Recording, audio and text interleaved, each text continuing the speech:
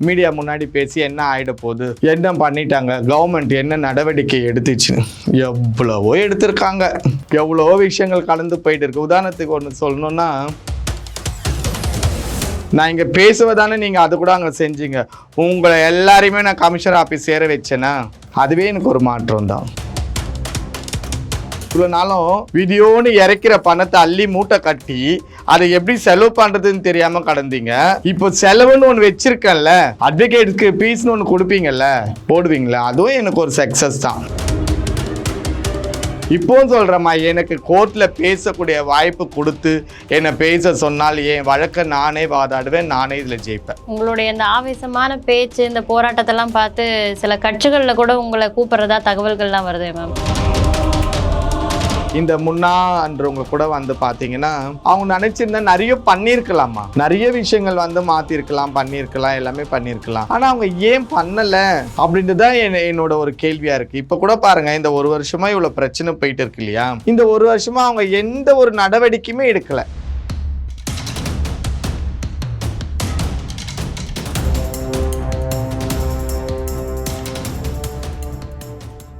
இப்போதைக்கு இப்போ இருக்கிற காலகட்டத்தில் பார்த்தீங்கன்னா, சில மக்களுக்கு மிகப்பெரிய சப்போர்ட்டுன்னு பார்த்தீங்கன்னா, ஒன்று வந்து கோர்ட்டு, ரெண்டாவது வந்து மீடியா.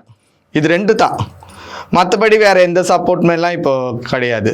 நம்ம மீடியாவில் எவ்வளோ பேசுகிறோமோ, எவ்வளோ மக்கள் பார்க்குறாங்களோ, அதுக்கு அவங்க வந்து ஒரு சின்ன சின்ன கமெண்ட்ஸ்லாம் போடுறாங்க தெரியுமா, அதுவே நம்மளுக்கு மிகப்பெரிய வெற்றிமா. நம்ம யாருன்றது மக்கள் புரிஞ்சுக்கிட்டாலே போதும், புரியுதுங்களா? அந்த மாதிரியான விஷயங்கள் தான் இப்போ வந்து நடந்துட்டு இருக்கு. இவங்க நினச்சிட்டு இருக்காங்க, மீடியா முன்னாடி பேசி என்ன ஆகிட போகுது, என்ன பண்ணிட்டாங்க, கவர்மெண்ட் என்ன நடவடிக்கை எடுத்துச்சு, எவ்வளவோ எடுத்திருக்காங்க, எவ்வளவோ விஷயங்கள் கலந்து போயிட்டு இருக்கு. உதாரணத்துக்கு ஒன்று சொல்லணும்னா, என்ன வரைக்குமே நான் சொல்கிறேன், இவங்களுக்கு இந்த 1 இயரில் நடந்த மாற்றங்கள் நான் சொல்கிறேன். மந்த்ரா வந்து மீடியா முன்னாடி பேசிகிட்டே இருந்தா, அதனால் என்ன நடந்துச்சு, அவங்களோட கேள்விக்கு என்னோட பதில். 3000 பேரை பெரட்டி கமிஷனர் ஆஃபீஸ் வாசலில் வந்து நிற்க வச்சேனே, மீடியாவில் பேசுவதானே அந்த நிகழ்ச்சி அங்கே நடந்தது, சரிங்களா? 3000 பேர் சேர்ந்து எதுக்காக கமிஷனர் ஆஃபீஸ்க்கு வந்தீங்க? மந்த்ரா வந்து யூடியூப் சேனல்களில் பேசக்கூடாது, மீடியா முன்னாடி பேசக்கூடாது அப்படின்னு தானே புகார் கொடுத்தீங்க. நான் இங்கே பேசுவதானே நீங்கள் அது கூட அங்கே செஞ்சீங்க, உங்களை எல்லாரையுமே நான் கமிஷனர் ஆஃபீஸ் சேர வச்சேன்னா அதுவே எனக்கு ஒரு மாற்றம் தான். அதுக்கப்புறம் உங்களுக்காக சென்னையில் இருக்கிற திருநங்கைகள்கிட்டையோ மற்ற திருநங்கைகள்கிட்டையோ உதவி கேட்டு ஓடுனீங்களா அங்கங்கே, அது இந்த மீடியா தானம்மா செஞ்சு கொடுத்தது. இதில் பேசுவதானம்மா நீங்கள் அங்கங்கே உங்களுக்குள்ளே இருந்த பயம், என்ன பண்ணுறது ஏது பண்ணுறதுன்னு தெரியாமல் ஒவ்வொருத்தருக்கிட்ட ஓடுனீங்க. நான் எதுவுமே பண்ணலை, உட்காந்து இதாக இருக்க ஒரு மீடியா முன்னாடி தான் நான் பேசிகிட்டு இருக்கேன். ஆனால் நீங்கள் ஓடுனீங்கள்ல, சரியா? அதுக்கப்புறம் ஒவ்வொரு காவல்துறையாக ஒவ்வொரு ஏரியாவில் போய் நின்று ஒரு போலீஸ் ஸ்டேஷனாக போய் 10 பேர் 20 பேர்னு போய் நின்று கம்ப்ளைண்ட் கொடுத்தீங்கல்ல, அதுவும் இந்த மீடியா முன்னாடி நான் பேசுவதானே அதுவும் நடந்தது. உங்கள் மேலே கம்ப்ளைண்ட் கொடுத்துருக்காங்க மேம், அது பெரிய விஷயமா இல்லை, ஆனாலும் அவங்க ஏமா கம்ப்ளைண்ட் கொடுத்தீங்கன்னா, நான் ஒருத்தரை குத்திட்டேன், வெட்டிட்டேன், இல்லை ஏதோ வழிப்பறி பண்ணிட்டேன், திருடிட்டேன்னு நீங்கள் போய் கம்ப்ளைண்ட் கொடுக்கல. நான் பயப்படுறதுக்கு ஐயோ நம்ம மேலே கம்ப்ளைண்ட் கொடுத்துருக்காங்களேன்னு. நீங்கள் செய்கிற தவறுகளை, நீங்கள் செய்கிற ஃப்ராடுகளை, நீங்கள் செய்யக்கூடிய ஊழலை வந்து நான் வெளிக்கொண்டு வந்தேன், அதோட ஆதங்கத்தில் நீங்கள் போய் கம்ப்ளைண்ட் கொடுக்குறீங்க. அப்போ அந்த ஏரியா இன்ஸ்பெக்டர் கூப்பிட்டாக்கா நான் இருக்கிற உண்மைகளை சொல்ல போகிறேன், அவ்வளோதானே. இது நான் பயப்படுறதுக்கு என்னமா இருக்குது? அதெல்லாம் ஒன்றுமே கிடையாது. இப்போவும் சொல்கிறேன், நீங்கள் எங்கே என்ன கம்ப்ளைண்ட் கொடுத்தாலும் என்னென்னு கொடுப்பீங்க, யூடியூப்பில் பேசுகிறேன், இதை தானே மாறி மாறி கொடுத்துட்டு இருக்கீங்க, சரிங்களா? அட்லீஸ்ட் உங்களை ஒரு ஸ்டேஷனாவது ஏற வச்சேன்ல, அங்கே போயிட்டு அங்கே இன்ஸ்பெக்டர் முன்னாடி உங்களோட சைடு நியாயத்தை என்னோட சைடு நியாயத்தை பேச வச்சேன்ல. இவ்வளோ காலம் அதெல்லாம் நடக்கலையே. இப்போ ஒரு சேனல் முன்னாடி உட்காந்து பேசுவதானே இந்த மாற்றம்லாம் வந்திருக்குது. அதை விட மிகப்பெரிய ஒரு மாற்றம், சேனல்ஸ் போலீஸ் ஸ்டேஷன், படபலம், இது எல்லாத்தையுமே காமிச்சாங்க, சரிங்களா? இப்போ அதுக்கும் அடுத்த ஸ்டெப், ஒரு அட்வொகேட்டை சந்திக்கணும், அட்வொகேட் கிட்ட போய் பேசணுன்னு ஒரு ஏரியாவாக போயிட்டு ஒரு அட்வொகேட்டாக தேடி இவரு பெரியவரா இவரை பிடிக்கலாமா அவரை பிடிக்கலாமான்னு அலைஞ்சிட்டு இருக்கீங்கல்ல, சரியா?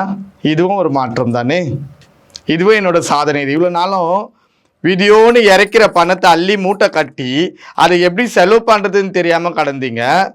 இப்போ செலவுன்னு ஒன்று வச்சுருக்கேன்ல, அட்வொகேட்ஸ்க்கு ஃபீஸ்னு ஒன்று கொடுப்பீங்கல்ல, போடுவீங்களே, அதுவும் எனக்கு ஒரு சக்ஸஸ் தான். அதையும் மீறி ஒரு அட்வொகேட்டை சந்தித்து இப்போ சில வழக்குகள்லாம் என் மேலே போட்டு வச்சுருக்கீங்கல்ல, இப்போ அந்த வழக்குக்கு செலவாகல. அதாவது திருநங்கைகளிடம் போய் உதவி கேட்க வச்சேன் உங்களோட தவறுகளுக்கு, காவல்துறையிடம் போயிட்டு கை கட்டி பதில் சொல்ல வச்சேன் உங்களோட தவறுகளுக்கு, மூன்றாவது அட்வொகேட்டை சந்தித்து உங்களோட தவறுகள் அனைத்தையுமே சொல்லி அதை வந்து கரெக்ட் பண்ணுறதுக்கு பணம் கொடுக்க வச்சேன், நாலாவது இப்போ கோர்ட்டே கோர்ட்டு படி ஏற வச்சிருக்கிறேன். போதுமா? இதுக்கு மேலே நாம இப்போ என்ன கோர்ட்டில் வழக்காடணும், பேசணும், அவ்வளோதானே? அதையும் நானே பண்ணிட்டு போறேன். என்னோட வழக்கு நானே வாதாடுறேன். எனக்கு நம்பிக்கை இருக்குமா, நான் ஜெயிப்பேன். என்னோட கடைசி மூச்சு இருக்கிற வரைக்கும் என்னோட வழக்கை நான் வாதாடி நான் ஜெயிப்பேன், ஜெயிச்ச காட்டுவேன். ஏன்னா நான் வந்து நியாயத்தை கையில் எடுத்திருக்கேன், தர்மத்தை கையில் எடுத்திருக்கேன், நியாயத்துக்காக போராடுறேன். எனக்காக பர்சனலாக போராடல, என் மக்கள் எல்லாருக்கும் சேர்த்து நான் போராடுறேன். அதனால என்ன வருதோ அதை நான் சந்திக்கிறேன். எனக்கு தூக்கே வந்தாலும் அதை நான் பூமாலையாக நினச்சின்னு போகிறேன். எனக்கு அதை பற்றிலாம் பிரச்சனை கிடையாது. இப்போவும் சொல்கிறேம்மா, எனக்கு கோர்ட்டில் பேசக்கூடிய வாய்ப்பு கொடுத்து என்னை பேச சொன்னால் என் வழக்கை நானே வாதாடுவேன், நானே இதில் ஜெயிப்பேன்.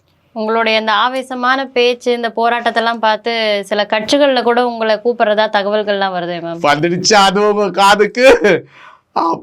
ஒரு 2-3 கட்சியில் வந்து பேசினாங்க. சில எங்கள் ஏரியாவில் கூட நிறைய பேர் பேசினாங்க, நீங்கள் நல்லா பேசுகிறீங்க, நல்லா போல்டாக பேசுகிறீங்க. என்ன கட்சியில் பேச்சாளராக கூப்பிட்டுருக்காங்களா?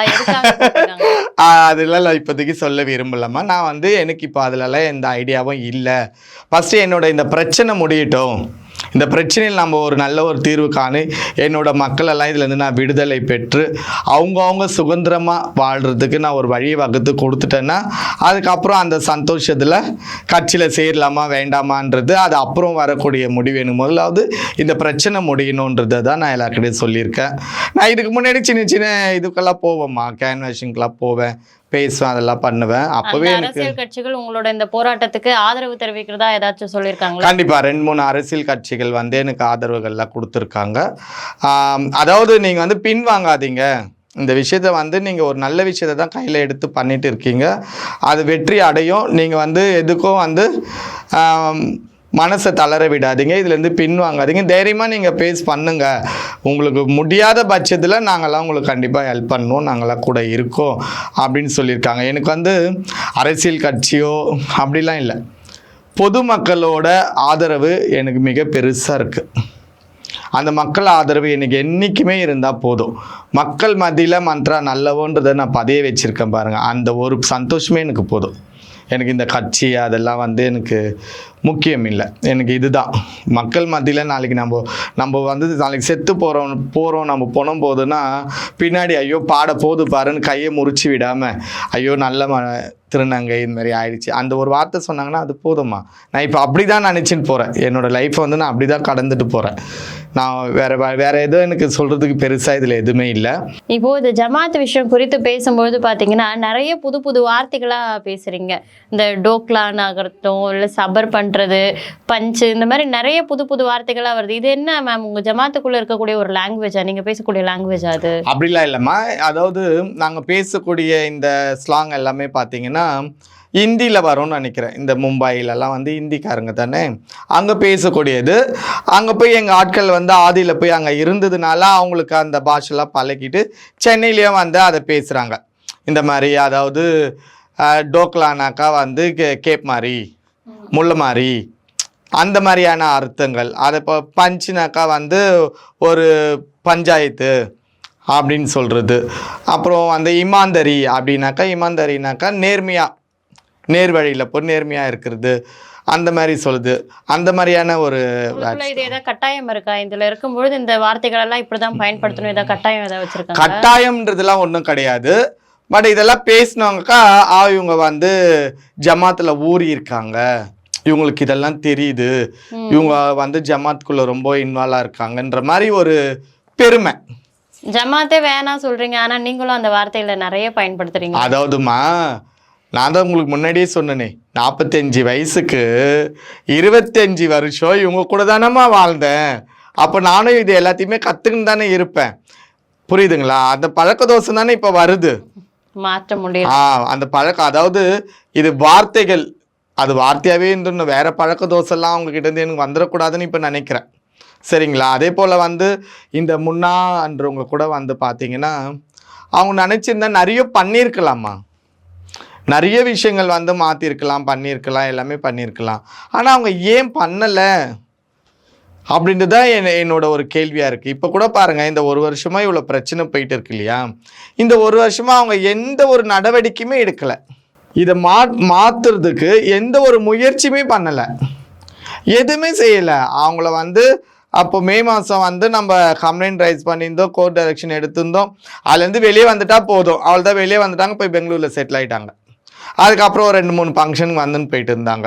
அதுக்கப்புறம் சில பிரச்சனைகள் வந்தது, அதோட என்ன பண்ணிட்டாங்க, ஒரு அறிக்கையை ஒன்று வந்து அந்த நாயக்க குரூப்பில் போட்டாங்க, நான் இனிமேல் சென்னைக்கே வரமாட்டேன், ஐயோயோ எனக்கு வேணவோ வேணாம், இந்த சென்னை குரூப்பே எனக்கு வேணாம், உங்களெல்லாம் நம்புறதை விட நான் அந்த மந்த்ராவையும் இன்னொருத்தவங்க பேரையும் சொன்னேன், இவங்க 2 பேருமே நான் நம்பிட்டு போயிடலாம், உங்களை விட அவங்களாம் எவ்வளோ நல்லவங்களாக இருக்கிறாங்க அப்படின்னு ஒரு அறிக்கையை கொடுத்து நான் வரவே மாட்டேன், சென்னைக்கே வரமாட்டேன், நீங்களே நான் இந்த சிஸ்டமை நடத்திக்கோங்க, நீங்களே நான் அப்படிலாம் சொல்லிட்டாங்க.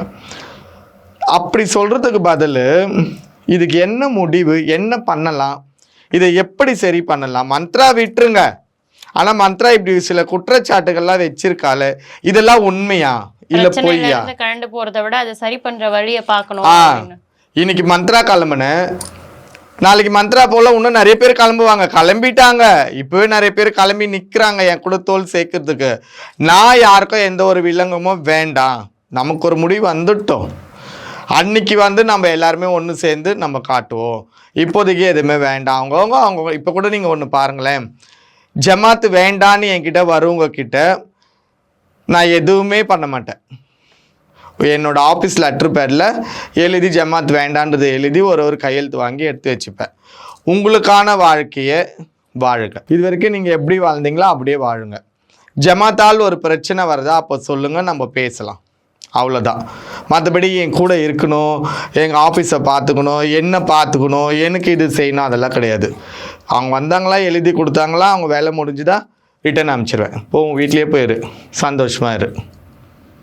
எதுக்குன்னா நல்லது கிடையாதுக்கு என்னை கூப்பிட்டால் வெளிச்சம் அறக்கட்டளை சார்பாக நான் வருவேன், அவ்வளோதான். மற்றபடிலாம் ஒன்றும் கிடையாதுமான்னு சொல்லி எல்லாரையுமே அவங்கவுங்க வீட்டுக்கு தான் அனுப்பிச்சிட்டு இருக்கிறேன். இப்போ இவங்க என்ன பண்ணுறாங்க, இந்த ஜமாத் சிஸ்டம் வந்து எல்லாம் அவங்கள ஏற்றுக்கிறாங்களா, இல்லை பெற்றோர்கள் கிட்ட சமாதானப்படுத்தி அவங்கள அனுப்பி வைக்கிறீங்களா? பெற்றோர்கள், அதாவது இளம் திருநங்கைகளாக இருந்து சென்னை வாசிகளாக இருந்திருந்தால் அவங்கள வந்து அவங்க பெற்றோரை வர வச்சு பேசி சமாதானம் பண்ணி சில கவுன்சிலிங் கொடுக்குறோம், கவுன்சிலிங் கொடுத்து அதை பற்றி புரிதலை கொடுத்து அவங்கள சேர்த்து வைக்கிறோம்.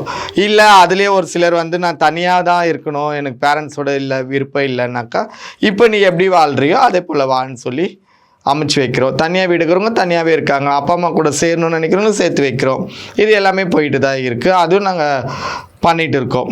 ஆனால் இவங்க எல்லாம் என்ன பண்ணுறாங்கன்னா, இப்போ இந்த நாயக் சிஸ்டம் இப்போ ஒரு 5 பேர் என்கிட்ட வந்துட்டாங்க, ஜமாத் வேண்டான்னு வந்துட்டாங்க. அடுத்த நாள் இவங்க என்ன பண்ணுறாங்க, அவங்கக்கிட்ட போய் பேசுகிறாங்க, சில விஷயங்கள்லாம் பேசி திருப்பி அவங்கள வந்து ஜமாத்துக்குள்ளே இழுக்குது. அதனால் நான் என்ன பண்ணிட்டேன், எழுதி வாங்குறதோட போதும், அவங்க ஜமாத்துக்கு போனாலும் போட்டோம், இல்லை நம்ம கூட இருந்தாலே இருக்கட்டும், அதெல்லாம் அவங்கவுங்க விருப்பம். நம்ம வந்து யாரையும் கட்டாயப்படுத்துறது வெளியே வரும்போது அவங்களோட ஒப்புதல் மட்டும் வாங்கி வைக்கிறோம். இன்னாரும் வந்திருக்காங்க, நம்மளுக்கு ஒரு டாக்குமெண்டேஷன், அது அவ்வளோதான். மற்றபடி நீ போகிறேன்னா போய்க்கோ, இருக்கிறனா இருந்துக்கோ, யாராலையுமே யாருக்கோ ஒன்றும் கிடையாதுமா.